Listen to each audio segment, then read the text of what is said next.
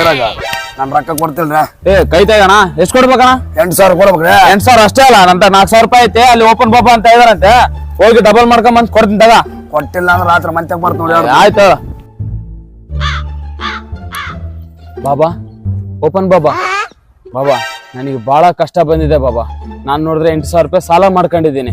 ನನ್ನ ಹತ್ರ ಇರೋದೇ 4,000 ಬಾಬಾ. ಅದನ್ನ ನೀವು ಹೆಂಗಾದ್ರೂ ಮಾಡಿ ಡಬಲ್ ಮಾಡಿಕೊಡಿ ಬಾಬಾ.